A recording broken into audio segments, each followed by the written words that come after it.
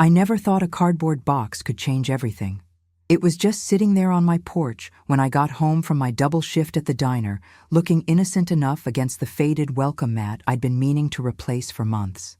The Houston heat was still brutal even at 7 in the evening, and sweat was already beading on my forehead as I fumbled with my keys. Robert's music was thumping from his bedroom upstairs, some angry rap that made the windows vibrate, and I could smell Mrs. Chen's cooking from next door, mixing with the exhaust fumes from the highway.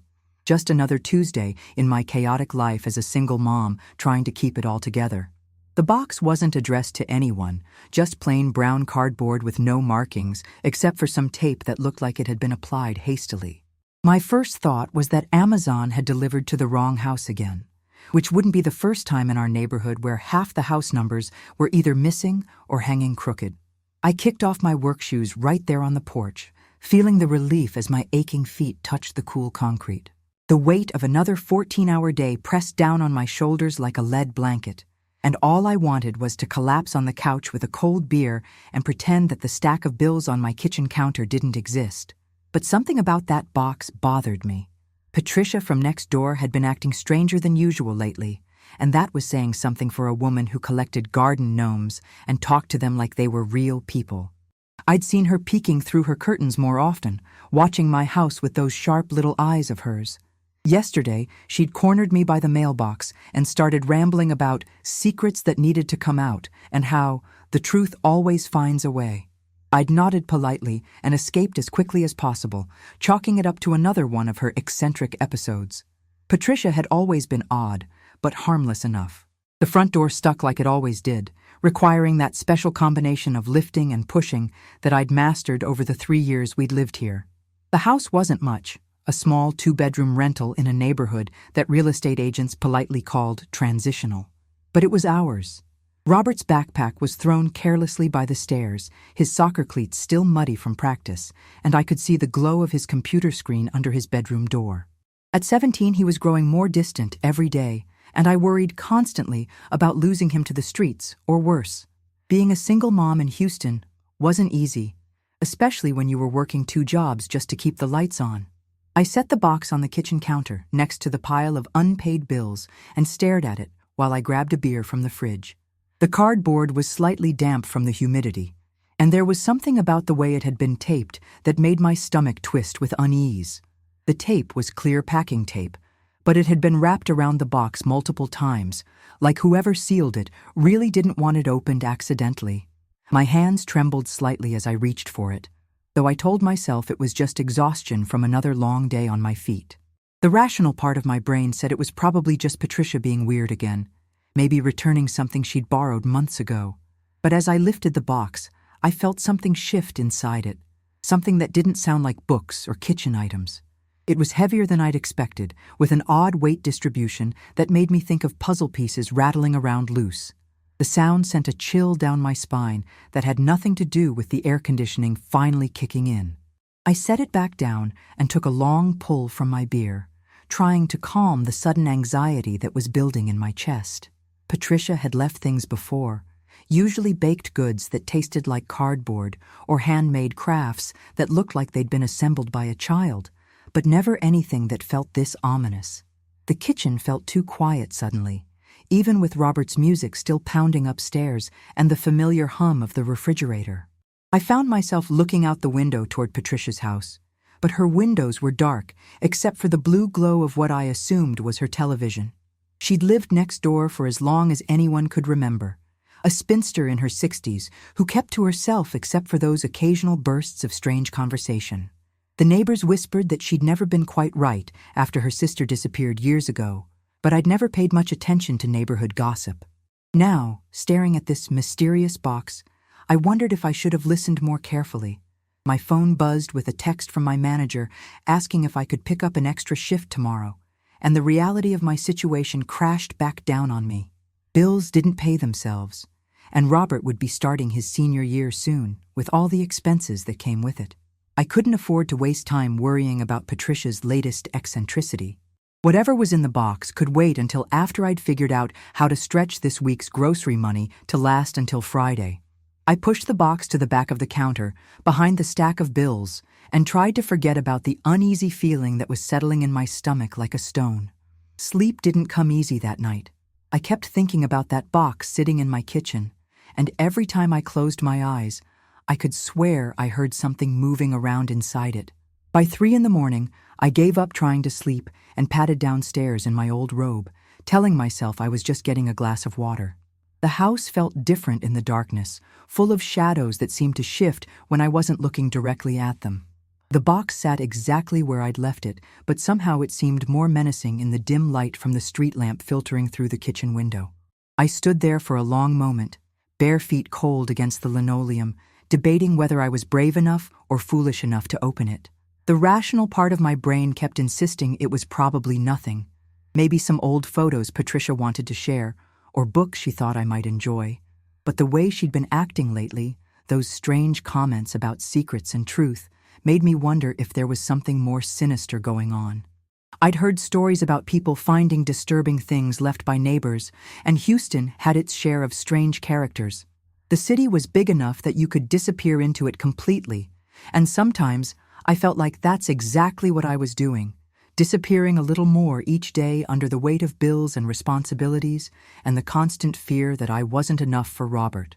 I reached for the box 3 times before finally grabbing it and setting it on the kitchen table under the overhead light. My hands were shaking as I found a knife in the drawer, and I had to take several deep breaths before I could work up the courage to cut through the tape. The sound of the blade slicing through the adhesive seemed unnaturally loud in the quiet house, and I found myself glancing toward the stairs to make sure Robert was still asleep. The last thing I needed was for him to come down and find me having a nervous breakdown over a cardboard box at 3 in the morning. He already worried about me too much for a 17-year-old. The tape came away in long strips, and I could smell something musty and old emanating from inside the box, like the scent of a basement that hadn't been opened in years.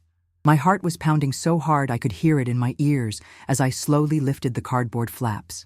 The first thing I saw was a manila envelope, thick with whatever was inside, and underneath it were several smaller items wrapped in what looked like old newspaper. The envelope had my name written on it in Patricia's spidery handwriting, and seeing it there made my blood run cold.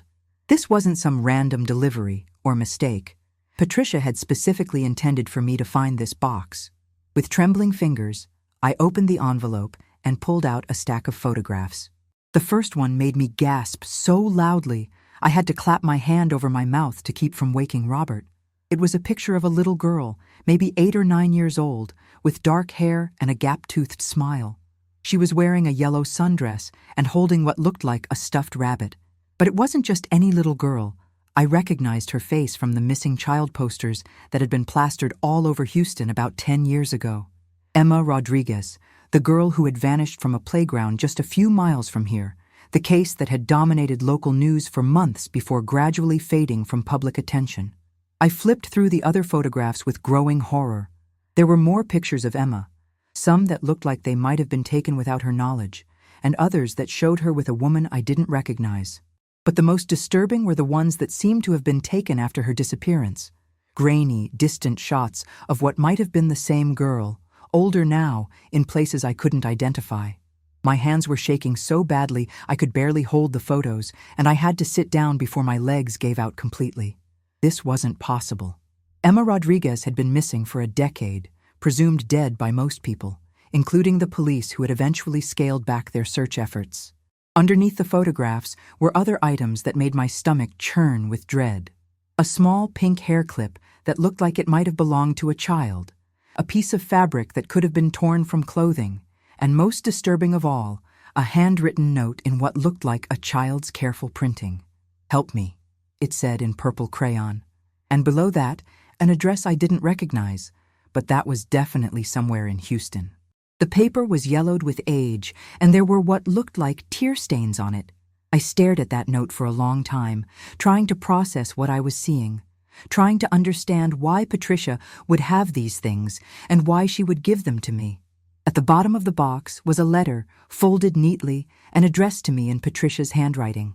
My hands were shaking so badly I could barely unfold it, but I forced myself to read every word.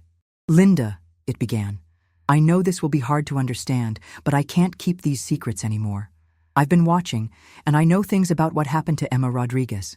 I'm scared, and I think someone knows that I know. If something happens to me, please take this to the police.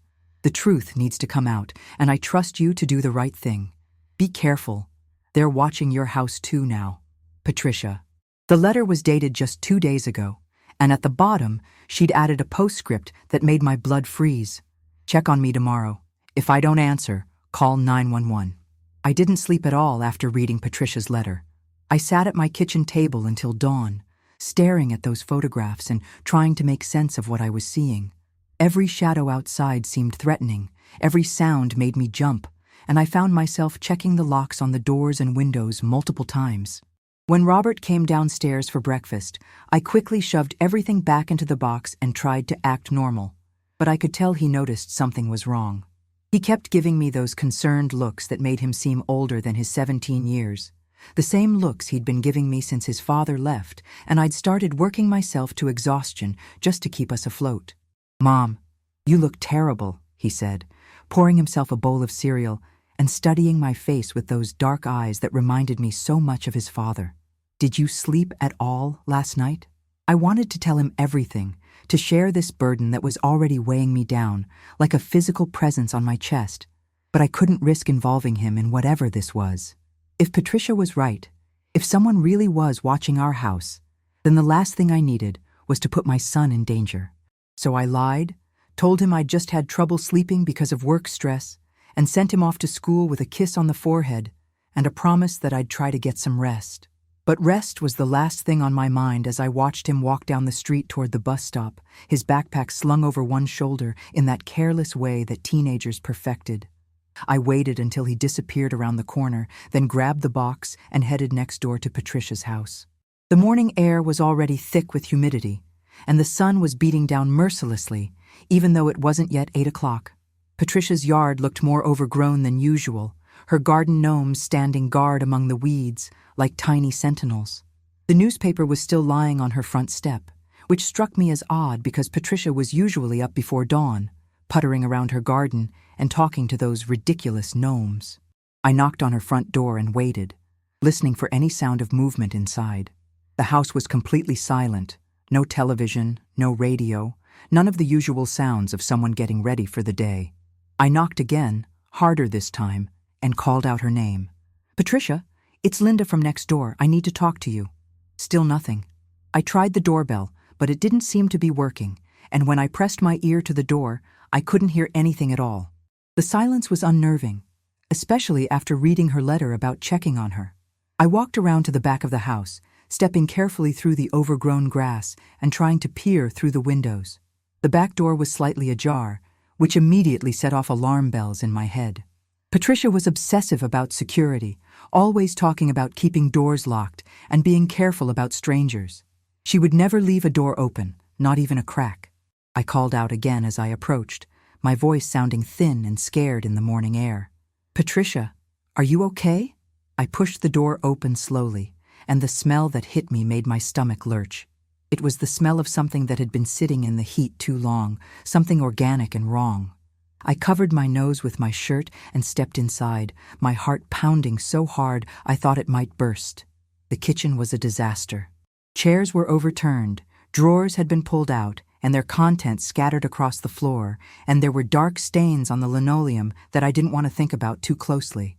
It looked like someone had searched the place frantically, looking for something specific. I called Patricia's name again, but my voice came out as barely a whisper.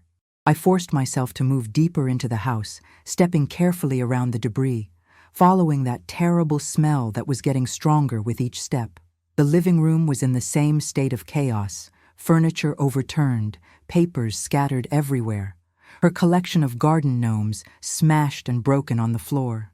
I found her in the bedroom, and the sight made me stumble backward into the hallway, my hand pressed to my mouth to keep from screaming.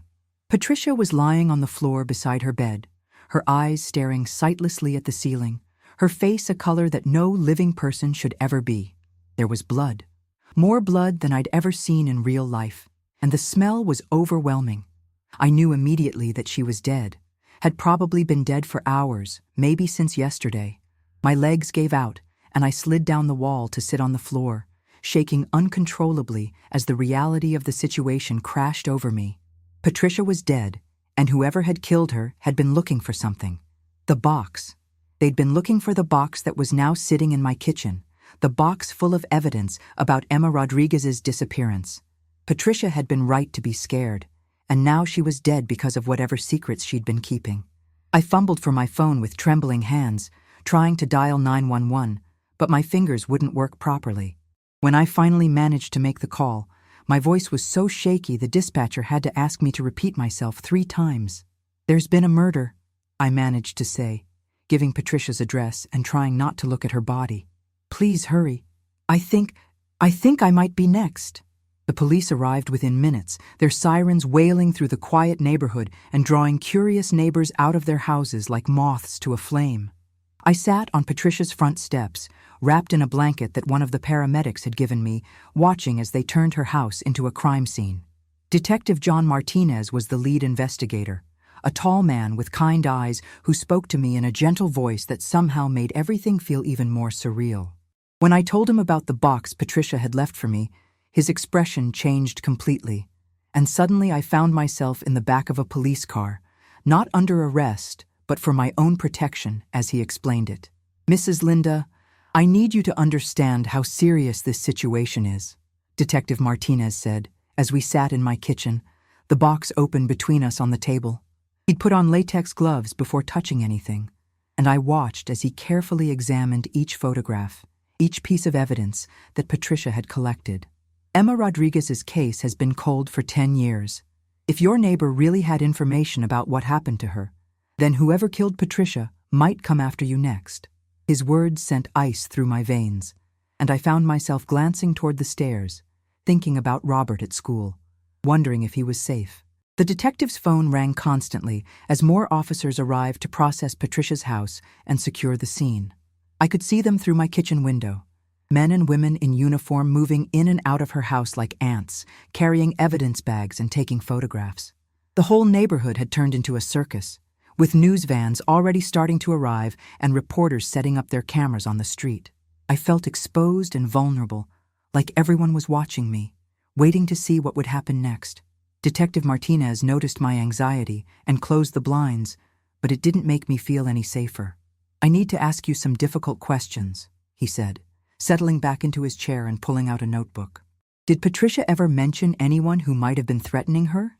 Anyone she was afraid of?" I tried to think back over the past few weeks, remembering her strange behavior, her paranoid comments about secrets and truth.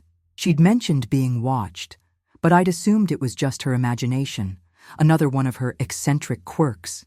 Now I realized she'd been trying to warn me, trying to prepare me for what was coming. The guilt was overwhelming. If I'd taken her seriously, maybe she'd still be alive. As we talked, I kept thinking about that note at the bottom of the box, the one written in a child's handwriting that said, "Help me."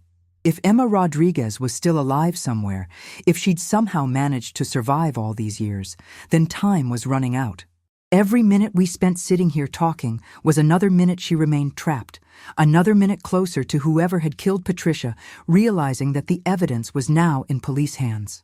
I could see the same urgency in Detective Martinez's eyes, the way he kept checking his phone and glancing toward the window where his colleagues were still processing the crime scene. "We're going to need to move you and your son to a safe location," he said finally, closing his notebook and looking at me with an expression that was both professional and deeply concerned. "Until we can figure out who's behind this and what they're after, you're not safe here." The words hit me like a physical blow. I'd worked so hard to build a life for Robert and me in this house, to create some semblance of stability after his father left. Now we were going to lose it all because of a box I'd never asked for, secrets I'd never wanted to know. But even as I felt sorry for myself, I knew Patricia had paid a much higher price for these secrets. My phone buzzed with a text message, and when I looked at the screen, my blood turned to ice. It was from a number I didn't recognize, but the message was clear and terrifying. "Give us what Patricia gave you, or your son won't make it home from school today." I showed the message to Detective Martinez, and I watched his face go pale as he immediately got on his radio, calling for units to be dispatched to Robert's school. The room seemed to spin around me as the reality of the threat sank in. These people, whoever they were, knew about Robert. They knew where he went to school, and they were willing to hurt him to get what they wanted. "We need to go now," Detective Martinez said, standing up and motioning for me to follow him. "My partner is already on the way to your son's school, but we need to get you somewhere safe immediately."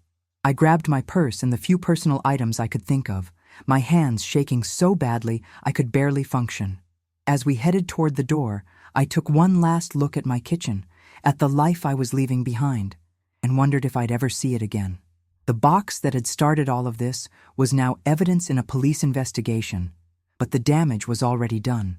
Patricia was dead, my son was in danger, and somewhere out there, a little girl who should be 18 years old now was still waiting for someone to save her.